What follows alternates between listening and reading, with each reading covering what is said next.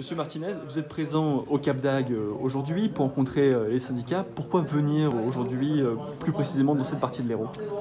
Je profite de cette assemblée de syndiqués pour pouvoir venir rencontrer les syndiqués, les militants, dans une période où il y a besoin, avec les précautions nécessaires, de se voir, de discuter, d'écouter. Et donc, c'était une bonne occasion pour moi de venir ici. Il y a quelque chose qui est assez étonnant, c'est qu'on a France Relance. On a aussi l'impression que dans le même temps, il y a un certain nombre de plans sociaux qui continuent et un certain nombre de restructurations.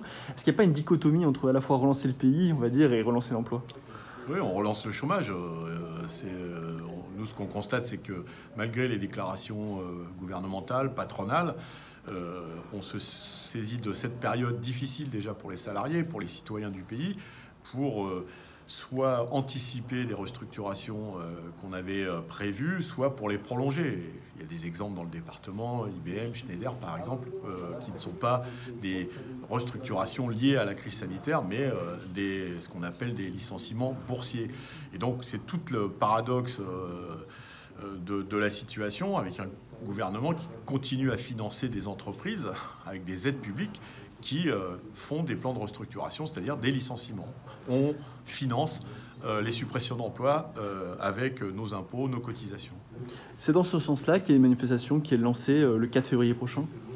C'est la suite de plusieurs mobilisations en entreprise, professionnelle. Je pense à ce qui a été fait dans la santé, ce qui a été fait dans l'éducation, dans l'énergie.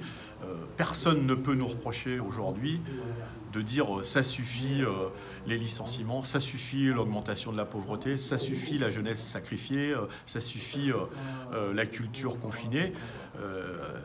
Il y a besoin de réagir avec les précautions nécessaires, mais on ne peut pas laisser entendre qu'au nom de la crise sanitaire, il n'y aurait rien à faire. On sera obligé de faire un genre d'union nationale pour cautionner tous les mauvais coups que font le gouvernement et le patronat. Et donc, c'est des mobilisations de réaction, de colère. Et on invite tous les salariés à s'y joindre, et les chômeurs, et les jeunes, et les retraités.